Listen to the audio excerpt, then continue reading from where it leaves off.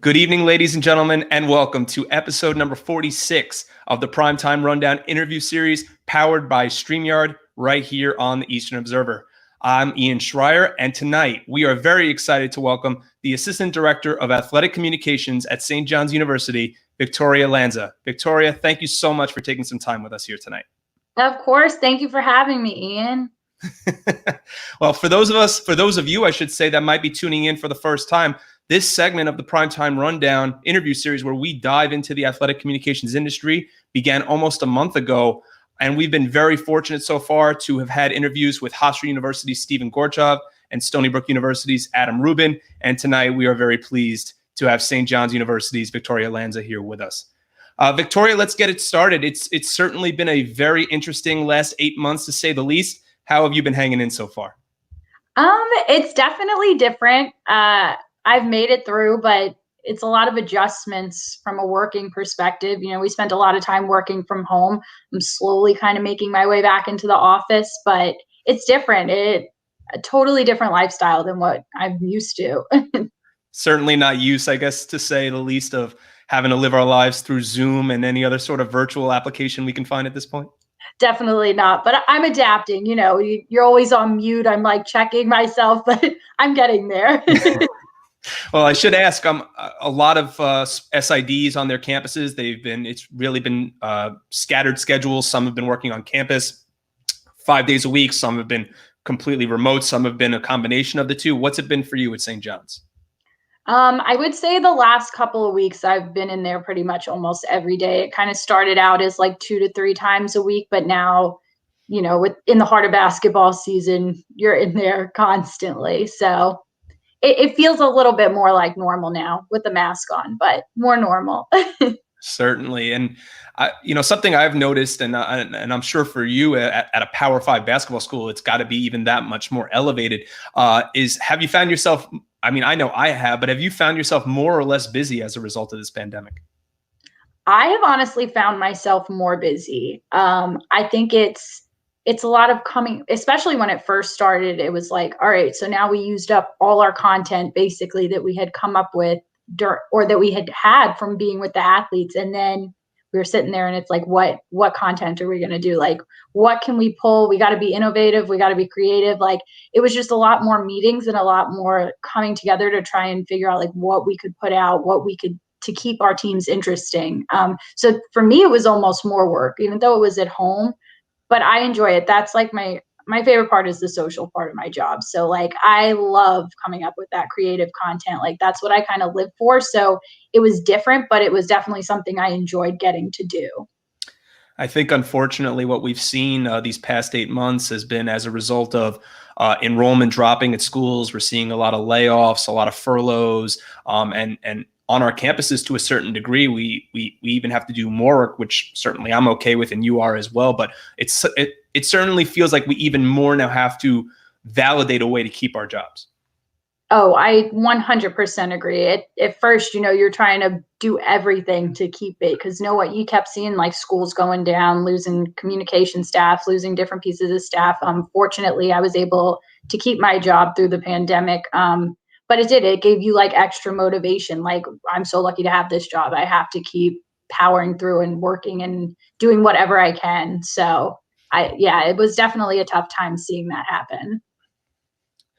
Well, let's go back a little bit to happier times, I guess, so to speak. And you grew up in the Lone Star State. You grew up in the heart of Texas, in Dallas. And before we started this interview, you had actually mentioned that your family is originally from New York. Your parents were from Brooklyn. You have family on Long Island. Interestingly enough, what took you out to Texas? My parents. So my uncle had kind of started a business out there. My mom's one of 10. So. Wow. One brother, yeah, we have a very, very big Italian family. But one brother moved out there, and then they all kind of just like trickled down there. It was cheaper living. It was a new life for them. So some of them stayed up here, but a good bit of them ended up following in his footsteps and moving out there. I was going to say one of 10, and this is before you went out to Texas. I know they say everything is bigger in Texas, but clearly nothing's as big as what's in the Lanza family. So yeah. Growing up in Texas, you don't have it at St. John's, but you're born, it feels like, into a lifestyle that is just completely surrounded by football. And I'm not even trying to make, Friday Night Lights comparisons here, but Texas is football. They are synonymous with each other. Could you even escape from sports as a kid if you wanted to? No, Friday nights were dedicated to high school football. I mean, you hate to like be cliche and be like, oh my gosh, it's just like the shows, but it is. No matter like if your team was good or not, like Friday nights were spent, the whole community went out there. And like I came from a pretty big, like there's smaller towns in Texas, but like growing up in Dallas, I was in the city, but that's still, everybody spent their Friday nights at a high school football game. So even if you wanted to get away from, I guess, football, so to speak, you really didn't do a good job of it when you went away to college. You went to school in Oxford, Mississippi at Ole Miss. You're surrounded now, instead of by Friday night high school football, you're surrounded now by Saturday college football. And you went to Ole Miss and you majored in broadcast journalism and public relations. So for you, I mean, you were surrounded by it your entire childhood. Was that a big reason for you wanting to enter the broadcast field in college? It definitely was. I grew up watching sports. As we mentioned earlier before the interview, I'm a huge Giants fan. I actually picked my college because Eli went to Ole Miss. So fun fact for you there. I wasn't going to ask that question. I mean, I'm a lifelong Giants fan too, but I wasn't going to say, oh, maybe she went to Ole Miss because Eli went there. No, that couldn't be. But I know, right? I want to say it's because of the broadcast school, which it was great, but the real reason is because Eli went there.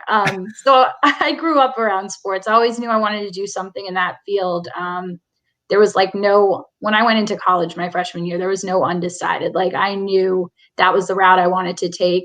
Growing up, you see now, obviously things have changed for women and you do see more like with Katie at the 49ers and Jeannie with the Lakers, Kim, who just started with the Marlins. Like now you see more women in different sports. But when I was growing up, even though it wasn't that long ago, I feel like it was like Pam Oliver. Like she was it. You know what I mean? Like she was what I wanted to be. So that's what kind of influenced me to get into broadcast journalism. And certainly quite a few role models to look up to. And certainly going forward, we're seeing more and more women in the business, which is just fantastic for the sports business in general. Besides the role models that you had, what was the inspiration? I mean, you did say, even though you went to Ole Miss because Eli Manning went there, you did take up broadcast journalism anyway. So what was really your inspiration for getting into broadcast journalism or even trying to break into the sports field? Growing up, my dad I was an only child, so he didn't have any boys. So I feel like that was our thing. Like we spent our weekends watching sports. So I just had like this love for it, like that adrenaline rush, that excitement I would get spending time with him and watching games. So I knew when I wanted to like get into work at some point, I wanted it to be something I enjoyed. And I was like, there's nothing I enjoy more than that. So I knew that was like where my heart wanted to go. And once I set my mind to something, I'm pretty driven. I certainly understand that. I think we all in this world want to do what we love to do and work in a career field where we could say when we come home and we wake up every morning and say, I look forward to going to work. And when I come home, I say, I can't wait to go back to work tomorrow. So I wish there were more people in that boat, honestly, Victoria. No, I agree. It's a great field to work in. I mean, it's long hours, but it's all worth it. Because in the end, we do it for the student athletes, right? And our coaches too. And our coaches. You had mentioned how much of an inspiration your father was to you. And unfortunately, after your freshman year of college, you lost him due to stomach cancer. And you had told me in the days leading up to the interview that he really played such a critical role in the choices you made towards your career. Why is that? And how so many years later has he been such an inspiration to you? I think it's because it's a little piece of him that I always hold with me. You know, he knew this was a field that I wanted to get into. He dropped me off at college. We checked out the journalism school together. When I did the school tour, he was with me on that. So it was just like this bond we had. And he was so supportive. Like, he knew I could do anything I set my mind to. Like, he was always in my corner. He was my biggest fan. And I know that sounds so crazy, but me and him were really like best friends. And it was through sports that we were like that. That's what made us so close. So to me, it was like, I wanted to do it before he had passed away, and he knew it. And then after, I was like, all right, now I really have to do it. Like, now this means more than it did before. So that having him still around kind of is what motivates me and gets me through. Well, I could certainly tell you my daughter is 2 years old. She has her own personalized New York Giants jersey with her last name on the back. And I can't wait for the days where I'm sitting with my daughter on the couch and explaining the finer points of football to her. And hopefully the relationship that you've had with your father is, I certainly aspire to have the same thing with my daughter. So that's great that even so many years, that you developed the very close relationship that you had with your father. Wait till she starts explaining those points back. That's when my dad wished I didn't know so much. I can't wait for her to say, the Giants pick up 30 yards on a first down and be like, Daddy, shouldn't they bring that back? That's holding. He's like, Emma, I have no idea what you're talk about it. Yeah. What did I teach this kid? Did you, I would ask, in your relationship with your father as a child, was he, as being a daddy's girl, I guess, so to speak, did he sit you down on the couch at a certain age, put on the Giants game and explain it all to you? It was more so me, like, I feel like asking him questions. Like, I was just so annoying. Like, I wanted to know everything. I was like clueless when I first started watching it with him, and he would take the time to explain it to me. Like, it was never like a problem. You know what I mean? Like, he loved that I was like so into it. I grew up like a huge Mets fan too. And ongoing joke, I was in like the 5th grade and we had this pop quiz. We were learning about like landing on the moon, all this stuff.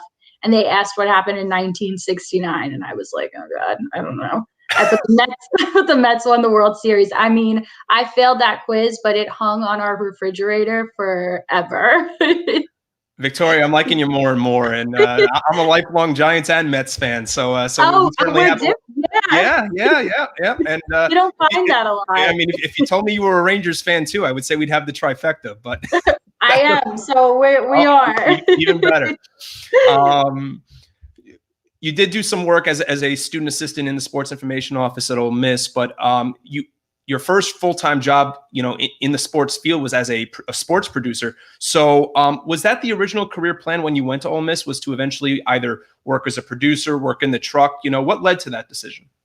I really wanted to do on-air talent. That was kind of like what my original goal was, but I had so much experience. I actually had interned with NBC prior to taking the full-time position the summer before I graduated. And I had kind of done it all while I was there interning. Like, they were great about letting me get out in the field and be on camera, but they also let me produce shows, and I really learned to edit and like write VOs and work on deadlines. So when I graduated, not a lot of people get a job in a market like San Diego out of college to produce. So it was just like an opportunity I couldn't pass up.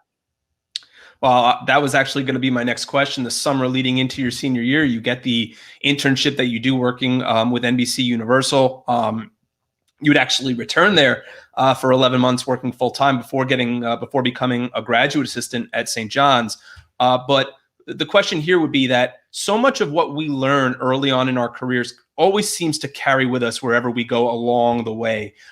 What did you take from that initial internship that was so helpful to you? Probably just working on deadline, like knowing it was never easy. You know what I mean? Like, I felt like every job I was in, I kind of got thrown into the fire, but that was always like a good thing for me because that's how I learned so well. You know what I mean? I had to learn. And that's kind of how the internship was. Like, I had this one girl who, she was the head producer at the time, Becky, and she was like so good at like explaining everything to me, but she would also be like, all right, you're in the hot seat now. Like, it's your time to produce. So I think just giving me like room to grow, that's probably like one of the biggest things I took away from that. Just like having that opportunity and being thrown into the fire and having to work under that. I was going to say, sometimes that's exactly what you need to be successful and break into that field. And this kind of plays off to my next question, was that, were there any certain experiences, anything that you learned as part of that internship that has helped you succeed today with where you are at St. John's? I would probably say there was this one time, I'll never forget it, because I was like only about a month into the internship. Like, I was kind of just had learned the ropes, and one of the producers had called in and the anchor was out on the road, so he couldn't make it. He was doing like a story that he was sending in. So the news person was going to then read it.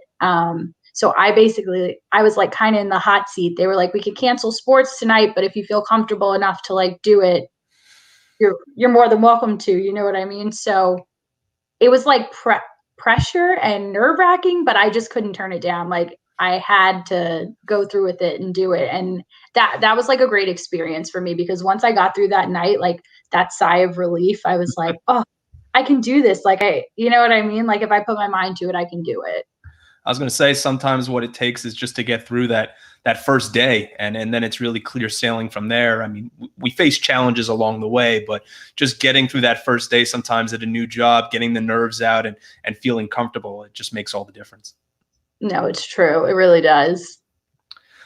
You came back to Ole Miss and for your senior year, as we mentioned, and you didn't want to stop gaining experience. So what'd you do? You walked into the sports information office on campus at Ole Miss. Before we kind of dive into the experiences there, what made you really want to walk in there and kind of get your feet wet in the athletic communications side of things? So I was majoring in broadcast journalism, but then to get an emphasis in PR, it was just a few more classes. So I had signed up for one of the PR classes, which was my capstone class that year. And basically we had to come up with this mock campaign, and we had to pick a section within the university to intern in. And I had applied during that class to work for the athletics department, because I just knew like that was the direction I wanted to go in. And they ended up picking me out of the classroom to intern with them. So that was kind of like my in. I almost wish I would have known about it earlier, because I definitely would have been something I wanted to start freshman year, but it's not something that they broadcast. You kind of have to know someone to get in. So that class really is what opened the door for me and introduced me to working in the athletics department there. Wow, I was going to say, in most cases, usually, I mean, most of my experience comes at the Division II and Division III levels, but I guess it's different at the Division I level, because you're getting yourself exposed into the SEC with Power 5 football and Power 5 basketball, among other things. And it was actually difficult, I should say, for you to actually get into the sports information business, or I should say the sports information office at Ole Miss, because it always seems like in our business, someone wants to walk in and learn and help, and usually they open the door. So it was a little more difficult for you at Ole Miss. Yeah, I think I just wasn't as familiar with it at the time. I mean, obviously knew kind of what it was, but like I said, I wasn't as familiar. All I had really known was the broadcast side. So when I took that PR class, I really started to do more research, and I was like, this is something I want to do. So that makes me ask, how really, what did your first week or two go in that office when you were finally being exposed to the experiences of being an SID? What did you take out of it the first couple of weeks? It was different. It was different than what I was used to. I do have to say, working in the news, like, it's stressful too. So like the stress in itself of working a football game did not, like, I was pretty good in that position, but it was different. Like working football games was a whole nother ballpark than what I was used to. Well, that leads into my next question. Did you actually have a favorite moment? You were only in there for a year, or I should say a semester. I'm sorry, was it a year or a semester, Victoria? It was a year. I Okay, ended up staying. Yeah, I stayed for the full year. Okay, so it was the full year. So did you have a favorite moment in that senior year while you were working in the office? There wasn't a specific moment, but every football game, I mean, experiencing football at an SEC school at Ole Miss, there's nothing like it. Like just the takeaways of being out on the field during games, getting to transcribing quotes is the littlest thing ever, but getting to do that after games, like being in that atmosphere, was so amazing to me. I mean, along the way, I mean, the current associate AD for communications, Kyle Campbell, was leading the department there while you were there as a student. Did he happen to give you, because in Division I, you tend to break out, and each are responsible for different sports in a Division I school, a little different from what we see at the D2 and D3 level, even though at Adelphi, the three of us, we split up sports, but certainly more commonplace at a Division I school. Did he give you any individual sport responsibilities while you were there? So I didn't work on under him directly, but I did work with Daniel Stone, was like the SID who I reported to, and he was with men's basketball. So I was kind of like his intern, which is so funny. It ended up coming full circle, and now I'm working in basketball. But he was like who really like that. I helped him with game notes. Like I had helped him with the record book, just plugging in things here and there now that I know what actually goes into a full being an SID for basketball. But he was kind of like who I worked under, but I never turned down an opportunity. I worked with softball there. I worked with volleyball there. The SID for women's basketball, who I'm still very close with, Jessica Poole, me and her have now worked the women's basketball Final Fours together. So everyone there was just like super helpful and great. Did you happen to get any travel experience? I mean, since you were interning with the SID, who covered men's basketball there, you had opportunities maybe to go visit Rupp Arena in Lexington or go to Knoxville and see University of Tennessee. I mean, you had opportunities to travel along, as you said, the SEC, certainly a Power 5 conference, one of the creams of the crop. So did you have any opportunities to travel at all? Unfortunately, I didn't. Being an intern, they usually just took their SIDs. If anything, they would take their GAs or have their GAs go out. So I would have loved to. Traveling definitely came during my later years, but it was an amazing experience.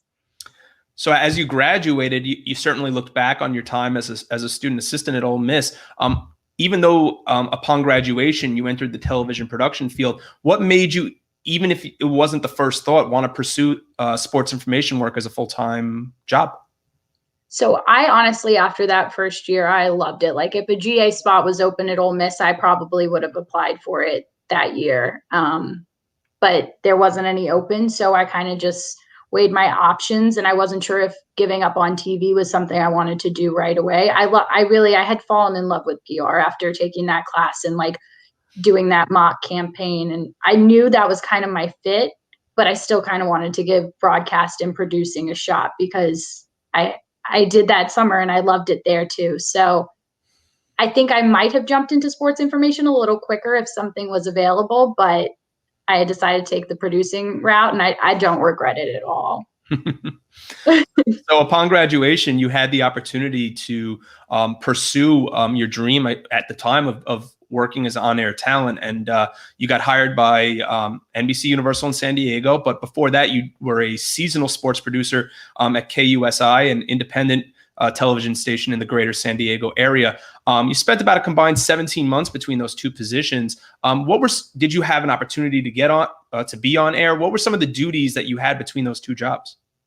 So I moved out to San Diego. My cousins had a restaurant out there. I started working at the restaurant and ended up picking up a job at KUSI. They ran a Friday night show. It was called the Prep Pigskin Report, and they covered high school football. It was strictly dedicated to high school football, which was in my wheelhouse, obviously coming from Texas.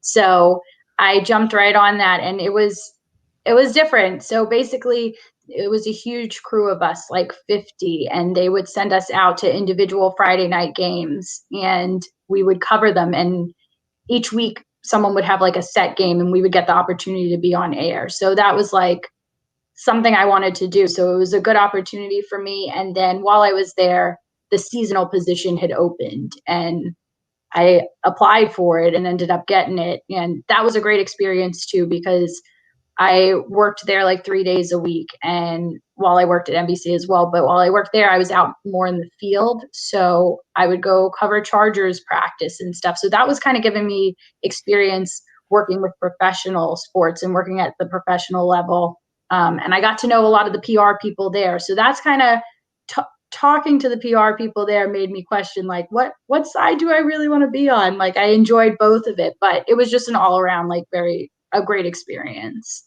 And I'm not sure if any of our viewers have ever been to Southern California or been to the San Diego area, but it is a very small, minute city, even though it's a main metropolitan area of California. It's 85 and beautiful there every single day, 365 days a year. So if you want beach season from January 1 to December 31st, that's certainly the city I suggest you go visit. And the Gaslight District, it's just a great city to visit. It's beautiful. It's definitely not as cold as New York. No, Oh no! After we get off air, I have to, you should remind me to tell you an interesting story about my time in San Diego back in 2008. But that's for after we get off air. I love it. Yeah, why not? So you got such experience. Actually, I want to come back to the point you said about working on a football show that dealt with high school football. Was just to ask you, coming from Texas, was there any comparison between Texas football and football in Southern California? You know what? I was shocked, like, by how, like, what the crowd was like at these football games. Like, I was actually very impressed. And this prep pigskin report, like, it sounds so crazy, but it is like big time out there. Like, we used to wear these giant red jackets, and like you showed up to the game in that red jacket, the players were like flocking to you to get on TV. I'm like, sure, yep. they knew what that was about, and it was awesome because it showcased them. You know, like a lot of high school teams, you got to go digging for their reels and stuff. Like, we were getting footage of them every Friday night. Like, and if you were the top team in town, then you were getting full coverage all the time. So it was different. It was cool working with the high school level and then the professional level, and just like seeing the difference. It was different, but I loved it. I guess to follow up on that, what did those opportunities provide for you on an experience level? I think it helped me. I feel like I've always been a pretty good communicator and like working with people, but having to communicate with different age groups, different levels of professions, like just talking to everyone like they're a person. Like, I think that's helped me translate into the PR world too, because like now I'm working with these teams, and I feel like my relationship with them is probably one of my best like qualities or abilities that I have. And I think that's partly because of my job prior to this, because I was having to communicate. I was having to go into these locker rooms not knowing these players, like, and get a story on deadline. So, you know, you had to make them feel comfortable on the spot. And I think that's translated into my job now. You got exposed to so many things in just a short period of time. I mean, almost a year and a half, and you got exposed to working high school football, San Diego Chargers football, I know. Torero. I mean, there's so many different professional and organizations in the sports industry, high school sports. Was there one particular moment that stood out for you in your short time there? Oh gosh. I never said this interview was easy, right, Victoria? I know. I'm trying to think. Probably my first time ever covering a Chargers practice, just in general, like going in the locker. Like, he just sent me out and was like, come back with a story. And I was like, oh dear God. Like, I was like, I don't even like what. And I had done I did my research. Like, I was a total nerd. Like, I had studied up on all these players. Like, I was not going in there blind. But when I was in the hot seat, that first day I was like sweating bullets. I was like, oh my gosh, like, can I just pull them aside? Like, how do I do this? So that was like a good memory because I learned from it, but it was definitely very nerve-wracking.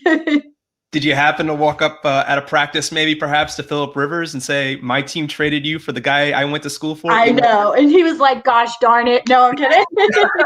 I just find it funny. You went to Ole Miss for Eli, and here you are now covering the Chargers, the team that swapped with the Giants for Eli Manning. So go figure. But I know. And my first ever Giants game in person out here in New York, I had been to one when they were playing the Cowboys, but the first ever one out here was my 16th birthday. They were playing the Chargers. I was like, man, this just came full circle. So in addition to your experience working on the television production side, you still didn't give up any, part of you certainly, I should say, you certainly still wanted to do work in PR, and you had the opportunity to write for Swish Appeal from SB Nation, which, for those that don't know what that is, it focuses on women's sports, both professional and collegiate sports. So how rewarding, as a woman yourself, of an opportunity was this for you? It was amazing. Like I said, I never turned down any opportunity. Like, even if it had me working like a dog, like, I knew that's what I kind of had to do to get to where I wanted to be. So I would drive out to LA for the Sparks game if they needed a game covered.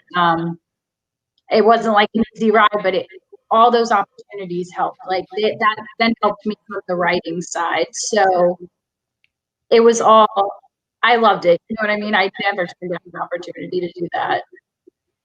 We mentioned earlier in our interview that how we said that there's more women rising through the ranks in professional sports, and we just want to see more of it, especially on the collegiate side too, especially in what is a very male dominated sports information field. We certainly want to see more women here.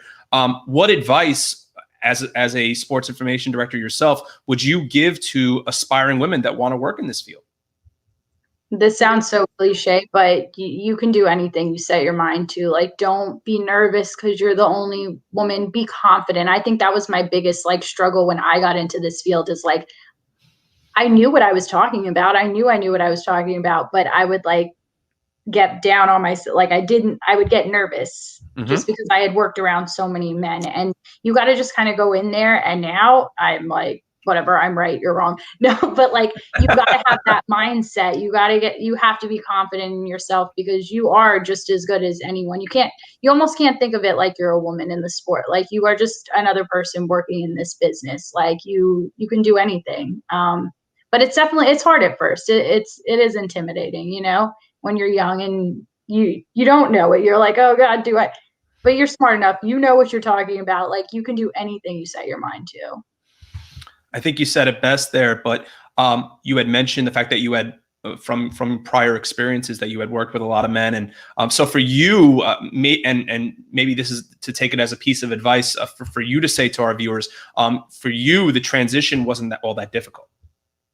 Yeah, no, there was always a woman who I looked up to, I have to say, at every place I worked at. And like, it was so great because I felt like they had taken me under their wing. And I feel like I have done that and will do that going forward. Like, I want every woman I work with to succeed. But now I'm very used to it. Like, I got used to working around all men. So to have more women around me now is like great. I'm like, oh, this is amazing.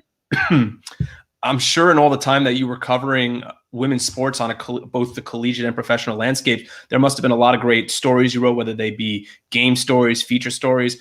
Is there one story that you really put up in a proverbial frame for yourself and say, this is the one I'm most proud of?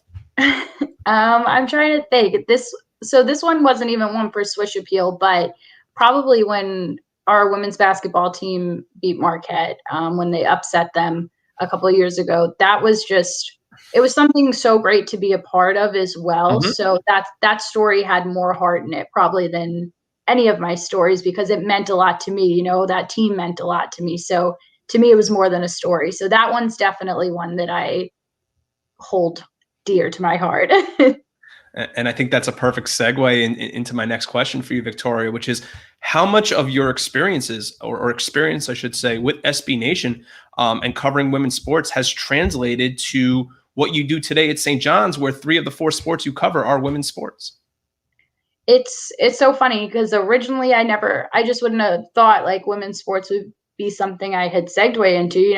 I just assumed I would go into like the NFL or MLB or work for one of those sports, because that's what I kind of grew up watching. But building these relationships with these girls, especially with the women's basketball team at St. John's, because I travel with them all the time. I mean, they have become like my family, and getting to empower them and talk to them about their future goals. Like, it goes beyond being a sports information director. And that now I don't know if I could see myself working with anybody else but women's sports, because I feel like I'm more to them than an SID now. It's almost like a mom figure, which I love that. So it's crazy that wasn't part of the plan, but now I just can't picture myself working with any other teams. I know the feeling. They're just teams that you certainly latch onto, and you become close with the student athletes, you become close with the coaches, and how we develop relationships. It's such a great part of working in collegiate athletics. Before you became the assistant director of athletic communications at St. John's, you actually came in as a graduate assistant. And even though you were technically the grad assistant for only 1 year, you had actually become the assistant director of athletic communications immediately after that. You still went after your master's degree. You actually got your master's degree, I believe, in sports management this past May. So congratulations on that first, Victoria. Thank you. Speaking from experience, I have not gone to grad school, but I know plenty of people that have, and I know how challenging it can be. So how did you manage as a grad assistant and then eventually as a full-time employee to be able to balance your classes? And then on top of that, when you were going to graduate in May, COVID-19 strikes in March, and now you don't have an opportunity to walk at commencement. How are you able to just balance everything? I didn't sleep. No, I'm kidding. I'm just kidding. You can do it. You drank a lot of coffee? Is that? Yeah, a lot of coffee. I'm like immune to it now. No, that the first year was a lot. Like I no words for it. It was definitely a lot because the first year before I had gotten hired, I was still a full-time student. I had now already taken over the role as the women's basketball SID, even though I was a GA. And I still had my other sports, which were softball and men's and women's golf at the time. So I basically had 4 sports and was going to school full time. And mind you, like at Ole Miss, I transcribed quotes and ran stats. So this was also like very new to me as a whole. So it was a lot. But you know what? I was like, oh my God, if I could get through this year, like the hard part was done. Like at that point, I was like, I learned it. Like, why would I not want to go for this job? Because nothing could be like the first year. The first year was rough, but it was worth it. So I was going to say it was basically more or less for you when you became full-time, even before you became full-time, it was pretty much like you had 2 full-time jobs. Yeah, it was already like that. So just to take the full-time job now, I was like, oh, I already had that year under my belt. Like I've already built relationships with this team and this coaching staff. So to me, it got easier. Like once I got in my routine, I knew my way, like it just got better. The first year was the challenge to me.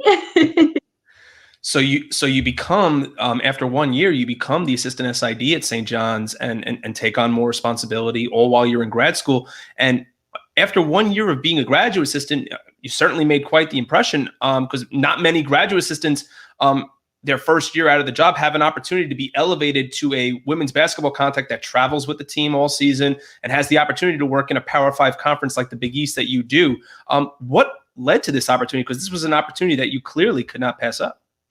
So I actually, my first year, right before conference play, I was secondary to women's basketball and the former SID had stepped down. So we were in the heat of it. And I was like, I can do it. You know what I mean? Like I could do it. I had some help from fellow GAs. Like I was like, we can tag team this and do it. And then I just built such a close relationship with the coaching staff for women's basketball and the players that by the end of that year, I was like, this is a job. Like I'm interested in this job. I basically went into my boss, Steve, and was like, this is something I'm interested in doing. I've loved working with this women's staff. So they interviewed me. They did the full process with me and ended up, we just clicked. It was great. Like it worked out. So I definitely was in the right place at the right time, but also like I worked my butt off during that first year so I could get the job.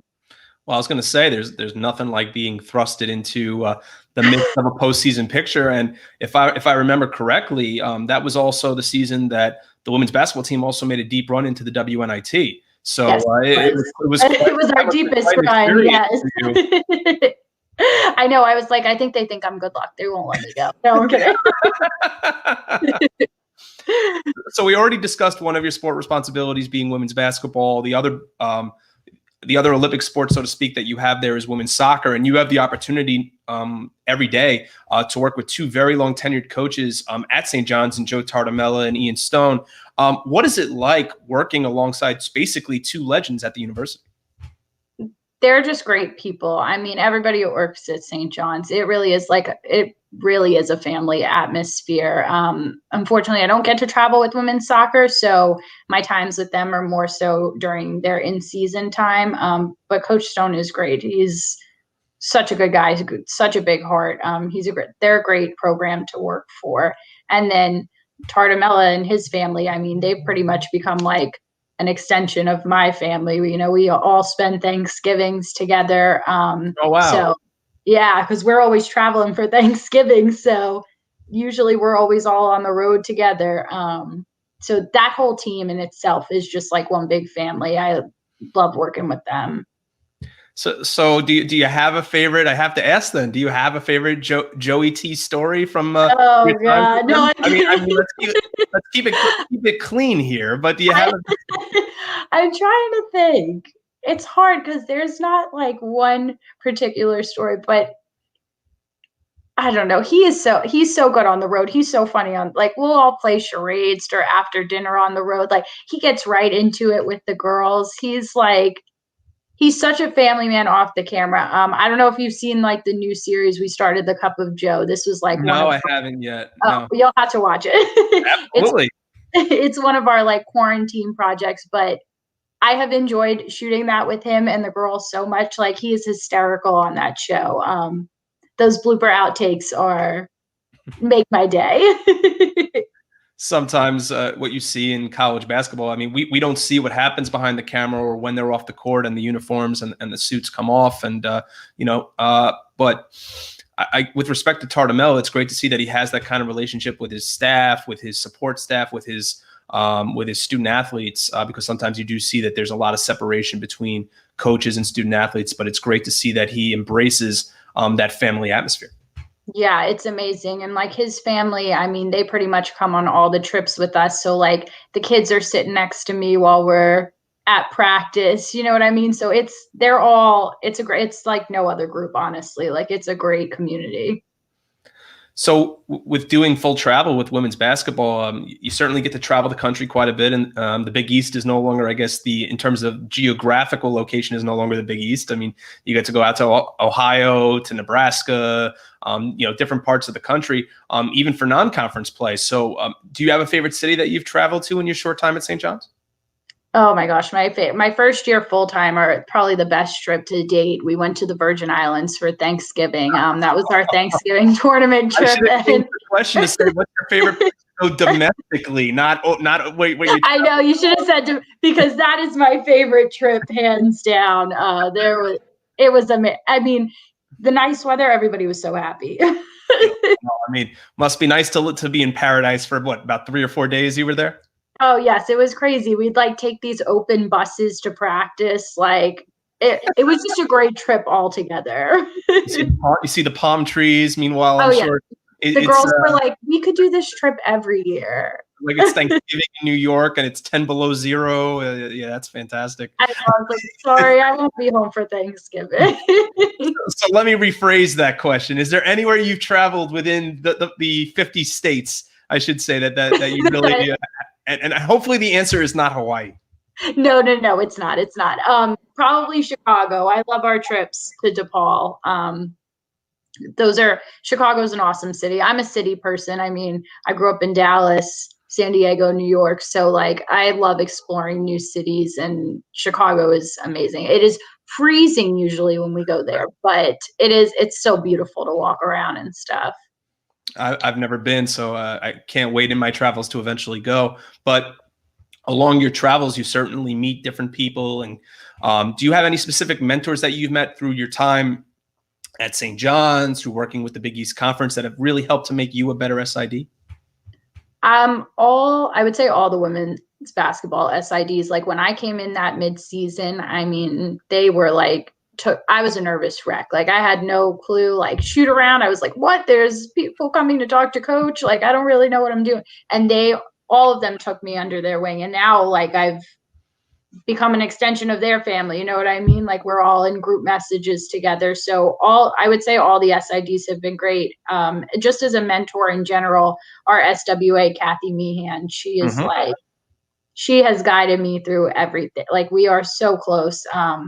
She's been great. She's just a great, like, woman role model to look up to. She's the one who kind of got me involved with working at the women's Final Four. She knew I wanted to get more involved in women's basketball. So she's kind of been teaching me all the ropes. She's on a lot of boards with women's basketball and stuff too. So she's just a great mentor to have and look up to.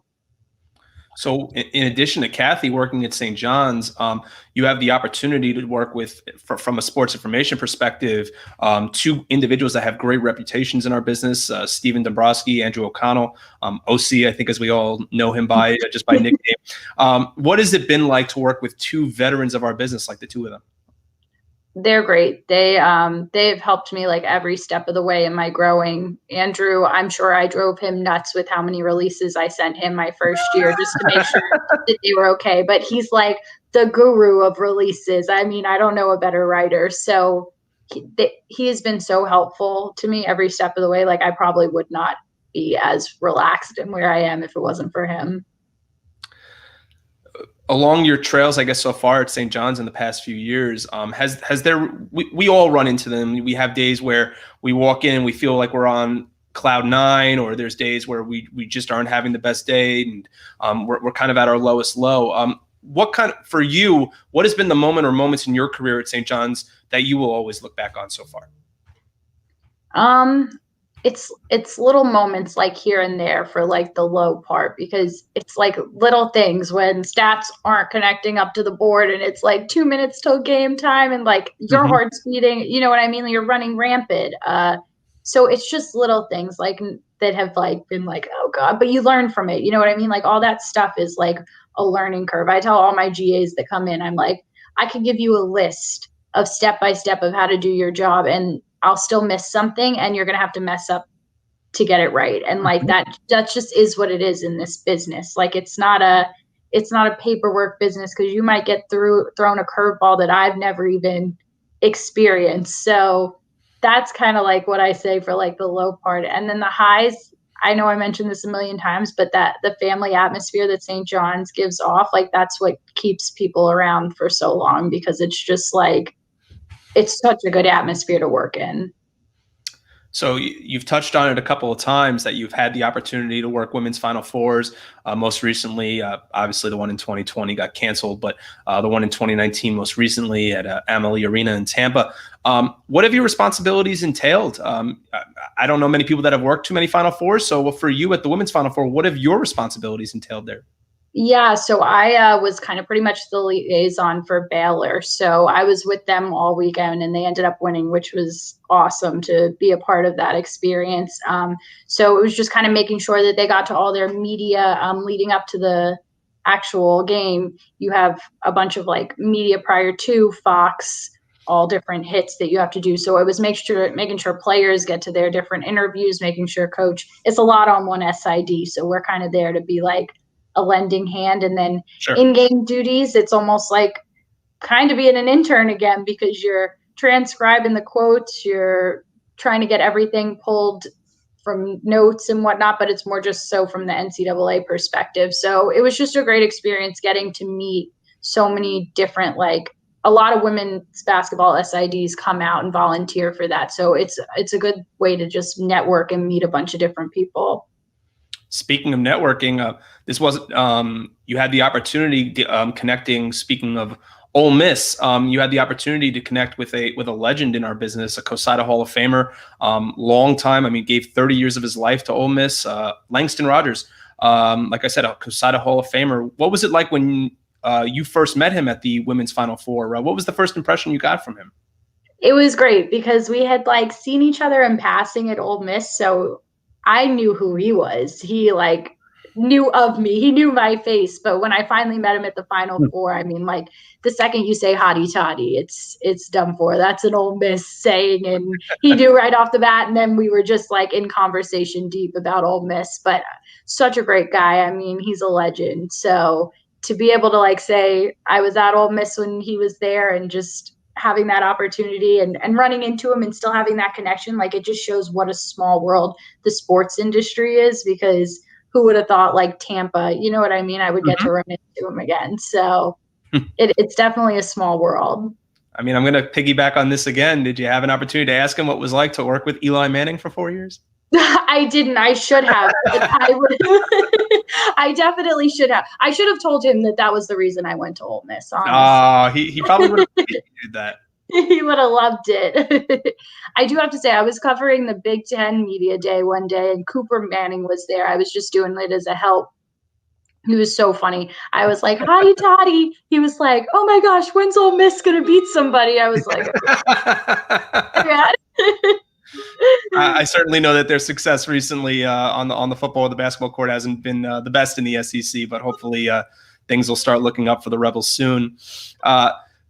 Talking about the some of the lowest lows that you've experienced? Obviously, you had mentioned something as simple as the stats not connecting to the board, but we all at some point in our careers have endured a crisis. And I don't want to specifically point out COVID-19, but what have been some of your best practices, even so much maybe with the media, to handle these crises? With COVID, it's just kind of been, for me, it's been like coming up with, as I had mentioned earlier, like innovative content. I feel like I handle crisis. I don't want to say I handle crisis as well, but like to me, I was like, all right, this is a situation. Like, what, I can't sit here and like not do anything. So I just knew I had to keep going. Like it was a regular day. I had to keep working at it. It was sad, obviously, like games weren't being played, but like, okay, what's next? Like, what can we do to keep ourselves active and stay on top of our social media and our written stories and different stuff? So to me, yes, it was a crisis. It was a terrible, like it's been a terrible time, but like you got to just keep going as far as the sports goes. In the end, it's really about keeping your composure and working with your colleagues to create the best result possible. You had already mentioned COVID-19. Let's continue there. And the season ends. No possible NCAA or NIT bid for women's basketball.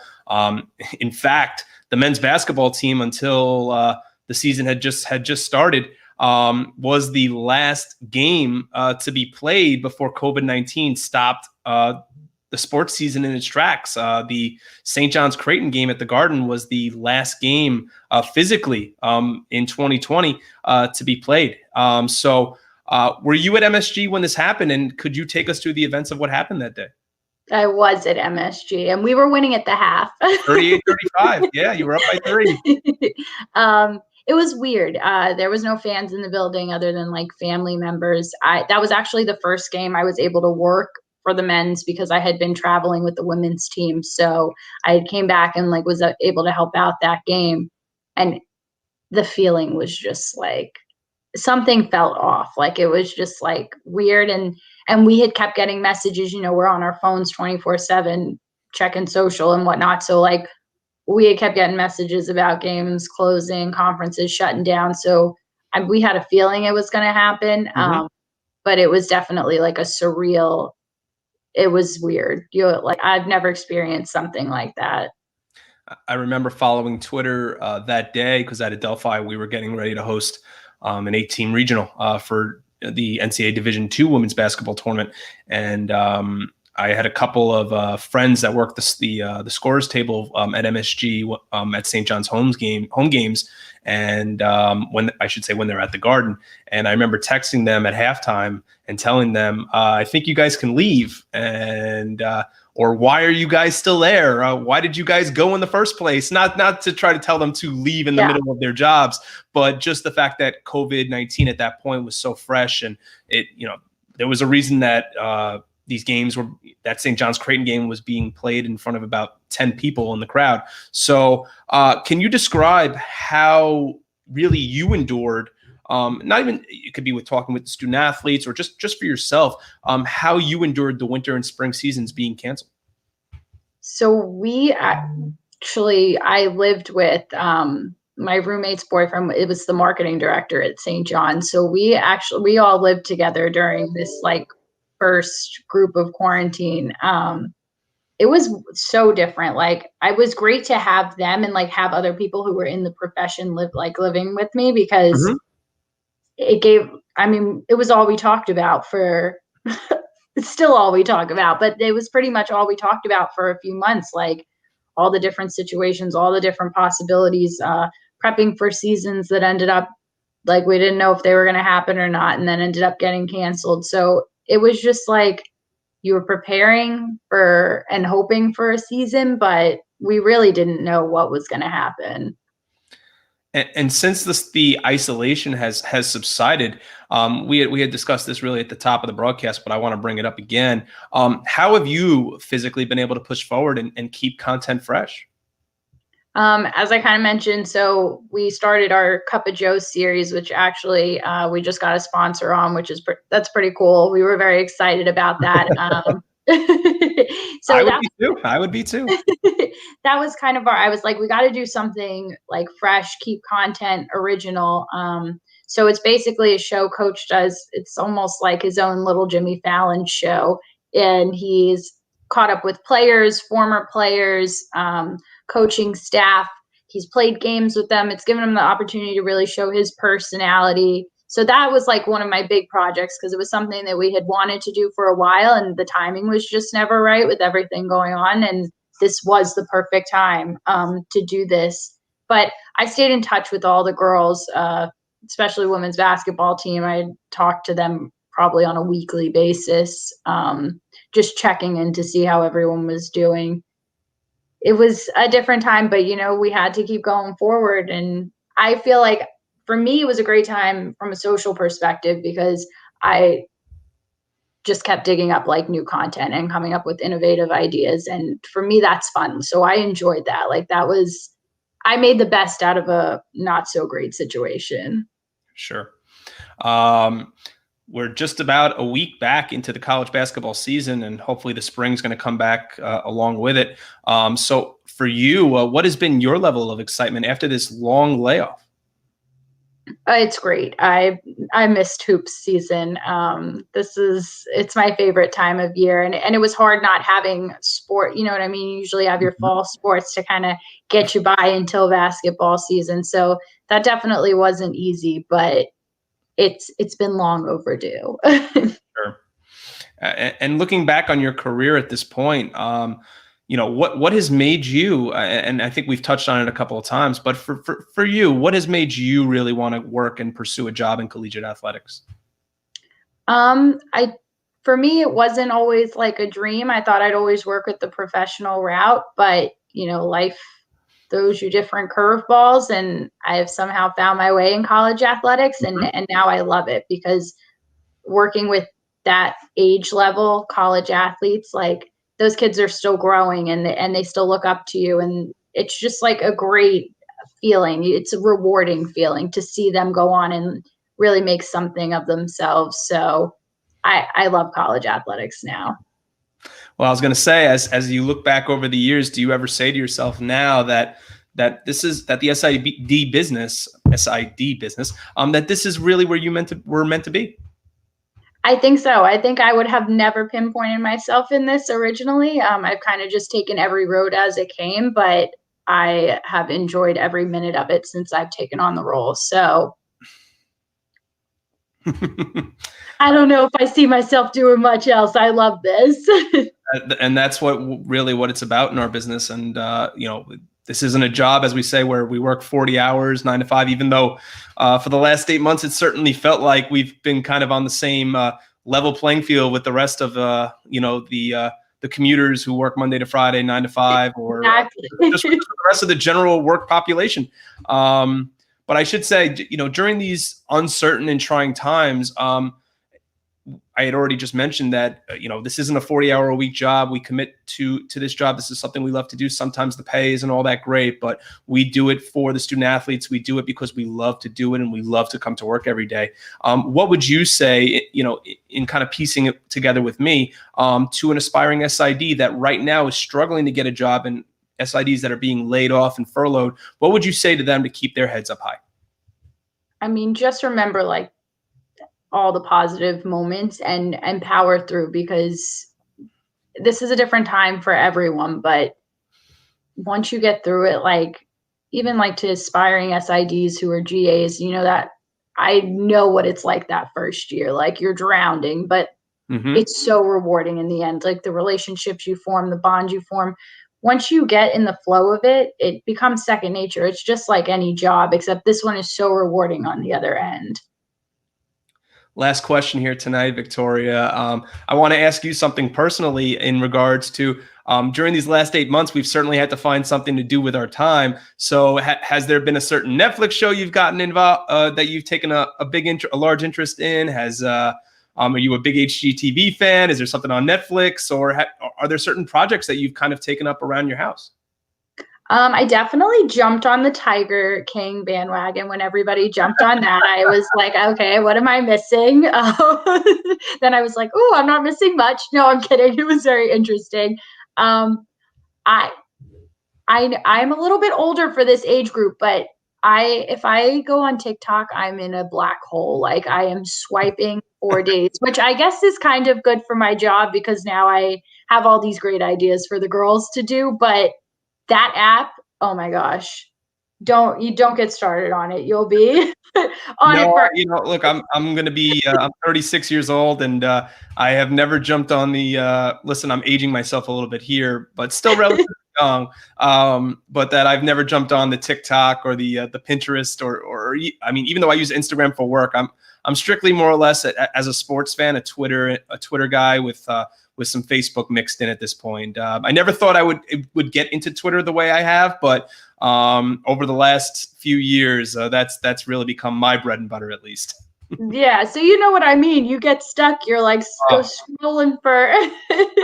Just in covering, college athletics and you want up to date news. I mean, look, the World Series ended a month ago, and now we want to know what's going on the hot stove. So you're constantly flipping and just waiting for updates. And that, as a sports fan, or for us who work in the sports field, Twitter is just so important. It might not draw the same type of engagement that Instagram has, but just because the student athletes now are more on Instagram, Pinterest, and TikTok, but Twitter still plays a huge factor in our business today. Oh, that's how you get. I mean, that's where I go for all my news. I check Twitter first. Well, Victoria, thank you so much. We really can't appreciate enough the Assistant Director of Athletic Communications at St. John's University, Victoria Lanza. Victoria, thank you again so much for coming on and being a part of our Monday night here on the Eastern Observer. Of course, it was great. Thank you so much for having me. No, it was such a pleasure. Just stay right there for 1 minute as we just kind of take you through, the viewers, I should say, through what's coming up this week on the Eastern Observer. The Daily Wrestling Show with Minutes to Bell Time's Ryan Joy comes to you tomorrow morning, December 1st. That's right, ladies and gentlemen. December is here. Thanksgiving has passed. Black Friday has passed. We are now right into the thick and the stretch run to Christmas. So make sure you tune into the Daily Wrestling News Show tomorrow at 10 a.m. And it will air every Monday through Thursday going forward at 10 a.m. Then the Essential Wrestling Podcast crew, that's right, Al Carl, John DeConti, John Smith, Ryan Joy, and Gary Mehefe are back to bring you the latest news in the world of wrestling tomorrow night at 6 p.m. And then finally, to close out the week, the Primetime Rundown returns as Joey Jarzinka, Rob DeLuca, and the rest of the gang will bring you episode number 43 this Friday, December 4th at 6 p.m. right here on the Eastern Observer and I-95 Sports Network, Zingo Channel 198. Ladies and gentlemen, one more time for my guest, the Assistant Director of Athletic Communications at St. John's University, Victoria Lanza. My name is Ian Schraier. Have a great night, everybody.